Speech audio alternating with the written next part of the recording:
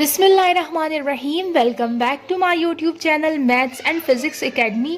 Class 12 chapter number 12 एक और important topic study करने जा रहे हैं जिसका नाम है कंडक्टेंस। वीडियो स्टार्ट करने से पहले मेरी आपसे रिक्वेस्ट है कि चैनल को मस्ट सब्सक्राइब करें, बेल आइकन को प्रेस करें ताकि मेरी हर नई आने वाले वीडियो आप तक सबसे पहले पहुंच सके। तो चलिए स्टार्ट करते हैं आज का lecture, that is on conductance. देखिए स्टूडेंट्स, कंडक्टेंस को समझने से पहले आपको जो है एक कॉन्सेप्ट समझने की ज़रूरत है, that is resistance. Last lecture में हमने इसको डिस्कस किया था। देखिए स्टूडेंट्स, रेजिस्टेंस किसी भी सब्सटेंस की वो प्रॉपर्टी होती है जो कि फ्लो ऑफ करंट को ओपोज करता है। ओपोज मीन्स कि फ्लो ऑफ करंट को रोकने की कोशिश करता है। आप फ्लो ऑफ करंट भी कह सकते हो या फ्लो ऑफ इलेक्ट्रॉन्स भी, फ्री इलेक्ट्रॉन्स भी कह सकते हो, ठीक है। तो रेजिस्टेंस किसी भी सब्सटेंस की वो प्रॉपर्टी होती है कि वो कितना करंट के फ्लो को या फिर फ्री इलेक्ट्रॉन्स के फ्लो को रोकने की कोशिश करता है, सही है। फॉर एग्जाम्पल, हमने एक कंडक्टिंग मटेरियल ले लिया, सही है, और उस कंडक्टिंग मटेरियल के अंदर आपके पास क्या मौजूद होंगे? फ्री इलेक्ट्रॉन्स मौजूद होंगे। अब आप रेजिस्टेंस इस कंडक्टिंग मटेरियल के अंदर कैसे डिस्कस करोगे कि ये जो फ्री इलेक्ट्रॉन्स होते हैं ये आपस में कोलिजन करते हैं। ना सिर्फ आपस में बल्कि इधर मौजूद एटम्स और आयंस के साथ भी आपस में कोलिजन करते हैं। इस कोलिजन के नतीजे में आपके पास हीट जनरेट होती है और इसी हीट को फिर हम क्या कहते हैं कि ये हमारे पास रेजिस्टेंस है, क्योंकि यही जनरेटेड हीट जो है फिर ये करंट के फ्लो को रोकने की कोशिश करता है, उसको अपोज करने की कोशिश करता है। तो रेजिस्टेंस आपके पास क्या होता है? ये किसी भी सब्सटेंस की वो प्रॉपर्टी होती है जो करंट के फ्लो को या फिर फ्री इलेक्ट्रॉन्स के फ्लो को रोकने की कोशिश करता है। और किसी भी मटेरियल में रेजिस्टेंस कहाँ से आता है? क्योंकि वहां पे जो फ्री इलेक्ट्रॉन्स होते हैं वो आपस में और मटेरियल के मौजूद एटम्स और आयंस के साथ कोलिजन करते हैं, जिसके नतीजे में हीट जनरेटेड होता है और इसी जनरेटेड हीट को हम लोग रेजिस्टेंस कहते हैं। अगर हम इस रेजिस्टेंस का ऑपोजिट ले ले, यानी कि अगर मैं इस रेजिस्टेंस का रेसिप्रोकल ले लूं, रेजिस्टेंस को हम किससे रिप्रेजेंट करते हैं? आर के साथ, और अगर मैं इसका रेसिप्रोकल ले लूं यानी कि मैं कहूं कि 1/r, इसका मतलब क्या है कि अब आपने करंट के फ्लो को ओपोज नहीं करना बल्कि करंट के फ्लो को अलाउ करना है। क्यों? क्योंकि हम तो रेसिप्रोकल की बात कर रहे हैं। रेसिप्रोकल का मतलब क्या है कि अगर पहले वो कम कर रहा था तो अब वो बढ़ाएगा, अगर पहले बढ़ा रहा था तो अब वो कम करेगा, यानी उसकी वैल्यू आपने ऑपोजिट कर देनी है। तो ये जो रेसिप्रोकल ऑफ रेजिस्टेंस होता है इसी को हम क्या कहते हैं? कंडक्टेंस कहते हैं। अब अगर रेजिस्टेंस फ्लो ऑफ करंट को रोकने की कोशिश कर रहा था तो कंडक्टेंस फ्लो ऑफ करंट को अलाउ करेगा। समझ आ रही है? क्योंकि दोनों आपस में रेसिप्रोकल ऑफ ईच अदर है या फिर इनवर्स ऑफ ईच अदर है। क्लियर हो गया? So conductance is the reciprocal of resistance, ठीक है। The reciprocal of resistance is called conductance. Conductance को हम एक सिंबल से रिप्रेजेंट करते हैं जो कि है कैपिटल G, और मैथमेटिकली ये किसके बराबर है? 1/r। 1/r means it is the reciprocal of resistance. यहाँ से आप देख सकते हो कि कंडक्टेंस और रेजिस्टेंस का आपस में इनवर्स रिलेशन है, यानी कि अगर रेजिस्टेंस ज्यादा होगी तो कंडक्टेंस कम होगा और अगर रेजिस्टेंस कम होगी तो कंडक्टेंस ज्यादा होगा।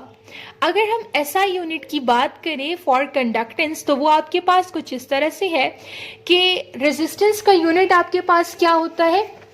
रेजिस्टेंस का यूनिट होता है ओहम, और हम तो कह रहे हैं कि conductance is the inverse of resistance, तो इसका जो यूनिट है इसको आप ऑपोजिट कर दो, यानी कि आप इसको बैकवर्ड डायरेक्शन में लिख दो, जिसको हम मोह कहते हैं। तो it is the SI unit of conductance. इसके अलावा कंडक्टेंस का एक और यूनिट है जो कि है साइमन, और जिसको हम लोग S से रिप्रेजेंट करते हैं, ठीक है। It is the standard unit of conductance और ये इसके मैथमेटिकल फॉर्म से निकलने वाला यूनिट है। अब एक और इम्पॉर्टेंट चीज आपके पास आती है कि आखिर कंडक्टेंस किन फैक्टर्स पे डिपेंड करता है। कंडक्टेंस जो है ये 3 मेन फैक्टर्स पे डिपेंड करता है। Number 1 is area, number 2 is length and number 3 is temperature. 1 by 1 इसको स्टडी करते हैं। देखिए स्टूडेंट्स, पहला है आपके पास क्रॉस सेक्शनल एरिया। ये एक कंडक्टिंग वायर है और इसका मैंने एरिया क्या कर दिया है? बढ़ा दिया है, इंक्रीज कर दिया है, ठीक है। अब इसके अंदर क्या होंगे? फ्री इलेक्ट्रॉन्स होंगे, क्योंकि मैंने एक कंडक्टिंग मटेरियल लिया है। अब आप देखो, चूंकि यहाँ पे एरिया ज्यादा है तो इट मीन्स कि यहाँ पे इलेक्ट्रॉन्स की आपस में स्पेसिंग ज्यादा है, जिसकी वजह से इलेक्ट्रॉन्स कम कोलिशन करेंगे। अगर कोलिशन कम है इट मीन्स कि यहाँ पे रेजिस्टेंस आपके पास क्या है, कम है। और अगर आपके पास रेजिस्टेंस कम है तो यहाँ पे कंडक्टेंस क्या होगी, ज्यादा होगी। इससे आपको क्या पता चल रहा है कि एरिया के इंक्रीज होने की वजह से कंडक्टेंस में भी इंक्रीज आता है। कंडक्टेंस में इंक्रीज क्यों आता है, क्योंकि वहां पे रेजिस्टेंस आपकी क्या होती है, डिक्रीज होती है। लास्ट लेक्चर में भी हमने देखा था कि रेजिस्टेंस का एरिया के साथ इनवर्स रिलेशन है। एरिया बढ़ाने से इलेक्ट्रॉन्स की स्पेसिंग ज्यादा हो जाती है, जिसकी वजह से कोलिशन कम हो जाती है और रेजिस्टेंस क्या हो जाता है, कम हो जाता है। तो एरिया एंड रेजिस्टेंस का आपस में इनवर्स रिलेशन है, और एरिया अगर हम बढ़ाएंगे तो रेजिस्टेंस कम हो जाएगी, और अगर रेजिस्टेंस कम हो जाएगी तो वहां पे आपका कंडक्टेंस क्या हो जाएगा, ज्यादा हो जाएगा। तो हम कह सकते हैं कि कंडक्टेंस जो है it is directly proportional to the cross sectional area. ठीक है, आपका ये जो कंडक्टेंस है it is directly proportional to the area. क्यों, क्योंकि एरिया बढ़ाने से रेजिस्टेंस कम हो जाता है, जिसकी वजह से कंडक्टेंस में इजाफा हो जाता है। सेकेंड सर, आप लेंथ को समझे। आपको पता है कि जब हम एक लॉन्ग वायर लेते हैं, ठीक है, ये एक लॉन्ग वायर हमने ले लिया और इस एक कंडक्टिंग वायर है, तो इसके अंदर क्या होंगे, फ्री इलेक्ट्रॉन्स होंगे। अब देखो बेटा, ये आपस में कोलिशन करेंगे, फिर ये इसके साथ करेगा, ये इसके साथ, ये इसके साथ, ये इसके साथ, ये इसके साथ। जितना जो है लेंथ वायर की ज्यादा होगी, उतना यहाँ पे जो इलेक्ट्रॉन्स के लिए कोलिशन का पाथ है वो भी ज्यादा होता जाएगा। फॉर एग्जाम्पल, अगर मैं लेंथ को इतना कर दूं तो कोलिशन तो यहाँ पे खत्म हो जाएगी ना, लेकिन अगर मैंने लेंथ बढ़ा दी तो कोलिशन में भी इंक्रीज हो गया। तो लेंथ बढ़ाने से यहाँ पे इलेक्ट्रॉन्स के लिए पाथ ज्यादा हो जाता है, जिसकी वजह से वो ज्यादा कोलिशन करते हैं। अगर आपकी यहाँ पे कोलिशन में इंक्रीज हो रहा है तो यानी कि रेजिस्टेंस भी आपका क्या हो जाएगा, इंक्रीज हो जाएगा। और आपने लास्ट लेक्चर में देखा था कि रेजिस्टेंस का लेंथ के साथ डायरेक्ट रिलेशन है। अगर लेंथ बढ़ाने से कोलिशन इंक्रीज होती है और जिसकी वजह से रेजिस्टेंस इंक्रीज होता है, तो यहाँ पे फिर आपका कंडक्टेंस क्या हो जाएगा, डिक्रीज। क्योंकि रेजिस्टेंस एंड कंडक्टेंस का तो आपस में इनवर्स रिलेशन है। अगर रेजिस्टेंस की वैल्यू लेंथ के साथ इंक्रीज हो रही है तो कंडक्टेंस वहां पे आपका ऑटोमेटिकली क्या हो जाएगा, डिक्रीज हो जाएगा।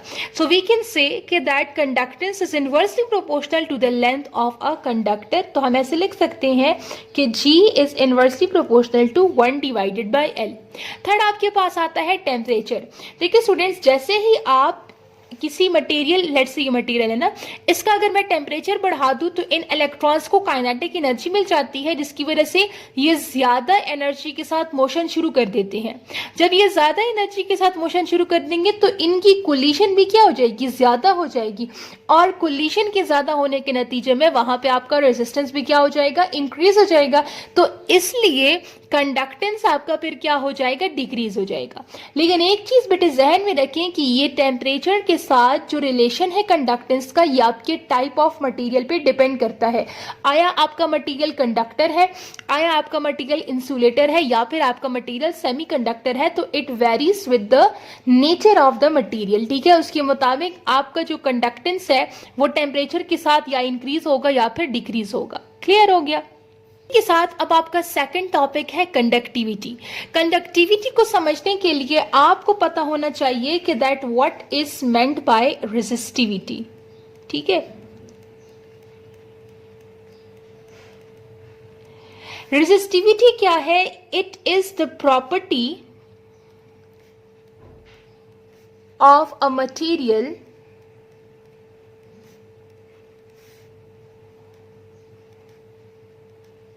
that shows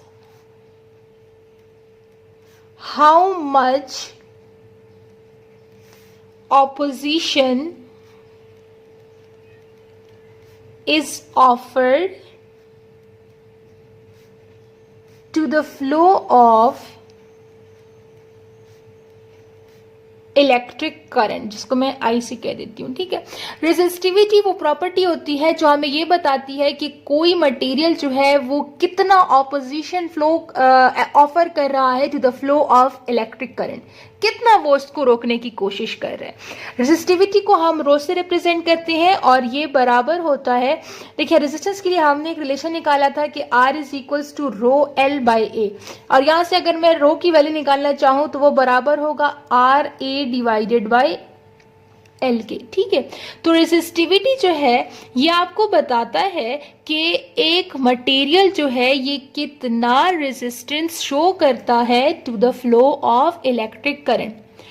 अब इसी रेजिस्टिविटी का ऑपोजिट, ठीक है, इसी रेजिस्टिविटी का अगर मैं रेसिप्रोकल ले लूं, यानी कि मैं कहूं कि 1 डिवाइडेड बाय रेजिस्टिविटी, तो अब हम क्या कहेंगे, अब हम ये कहेंगे ना कि किसी भी मटेरियल की वो प्रॉपर्टी जो हमें ये बता रहा है कि ये कितना फ्लो ऑफ इलेक्ट्रॉन को या फ्लो ऑफ करंट को अलाउ कर रहा है। क्यों? क्योंकि अब तो मैं इसका ऑपोजिट बात करूंगी, क्योंकि हमने रेसिप्रोकल ले लिया है, तो उसको हम क्या कहते हैं, कंडक्टिविटी कहते हैं। या फिर सिंपल अल्फाज में the reciprocal of resistivity is called conductivity. Clear हो गया? So the reciprocal of resistivity is called conductivity. Conductivity को आप स्पेसिफिक कंडक्टेंस भी कह सकते हैं, ठीक है, या तो कंडक्टिविटी या तो स्पेसिफिक कंडक्टेंस। क्लियर हो गया?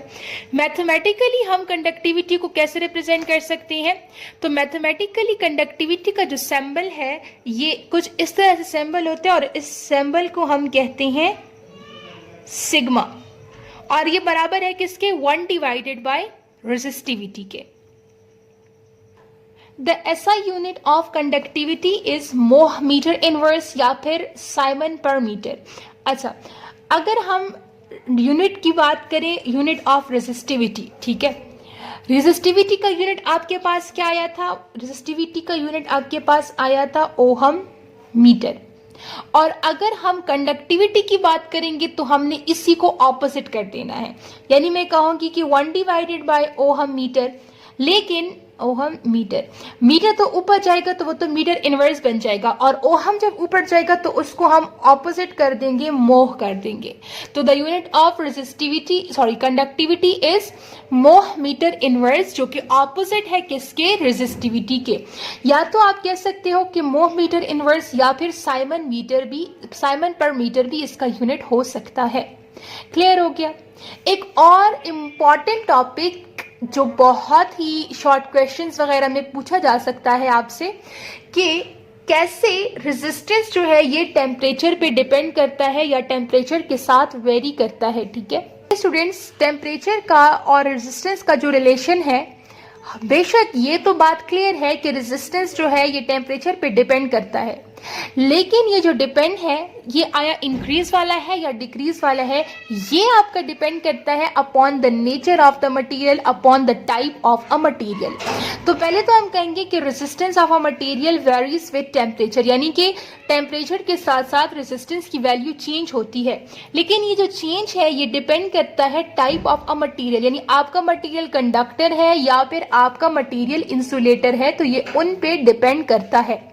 अब अगर हम बात करें कंडक्टर्स की, let's say this is a, बल्कि यहां से देख लें, this is a conducting material, ठीक है, और इस कंडक्टर के अंदर आपके पास क्या मौजूद है, फ्री इलेक्ट्रॉन्स मौजूद है, ठीक हो गया, और यहाँ पे वो आइंस भी मौजूद है जिन एटम से ये इलेक्ट्रॉन्स बाहर निकल के फ्री हुए हैं। अब जैसे ही आपने यहाँ पे इस कंडक्टर का टेम्परेचर बढ़ा दिया, इन इलेक्ट्रॉन्स को मिल जाएगी एनर्जी, उस एनर्जी के मिलने के बाद ये ज्यादा से ज्यादा कोलिजन करेंगे।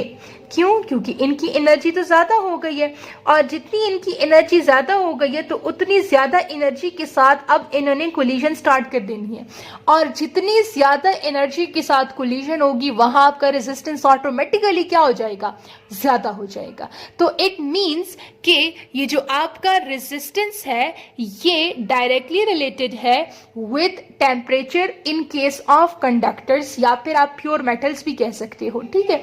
तो हम कह सकते हैं कि resistance of conductors increases with increase in the temperature. Clear हो गया? अब सेकंड आपके पास आता है इंसुलेटर्स या फिर सेमीकंडक्टर्स। देखिए स्टूडेंट्स, टेम्परेचर अगर हम सेमीकंडक्टर्स में बढ़ा दें या फिर इंसुलेटर्स में बढ़ा दें तो आपको तो पता है कि इंसुलेटर के अंदर या सेमीकंडक्टर के अंदर जो फ्री इलेक्ट्रॉन्स होते हैं वो कम होते हैं और एटम्स जो है वो ज्यादा होते हैं, फ्री इलेक्ट्रॉन्स कम होते हैं, तभी तो वो इंसुलेटर होते हैं ना।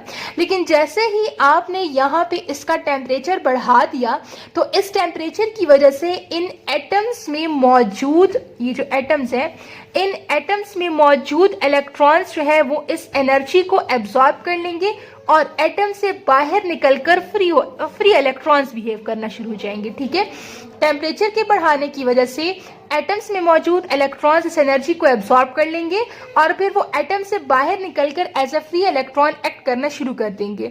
तो टेम्परेचर के बढ़ाने की वजह से इंसुलेटर्स या सेमीकंडक्टर्स की कंडक्टिविटी ज्यादा हो जाती है, उनका रेजिस्टेंस ज्यादा नहीं होता।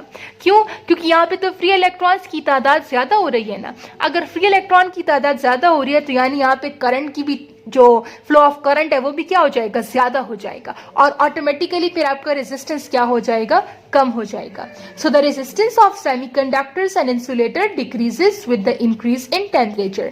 सो जो टेम्परेचर का रिलेशन है और रेजिस्टेंस का, तो ये डिपेंड, चेंज तो करता है लेकिन डिपेंड करता है upon the type of the material.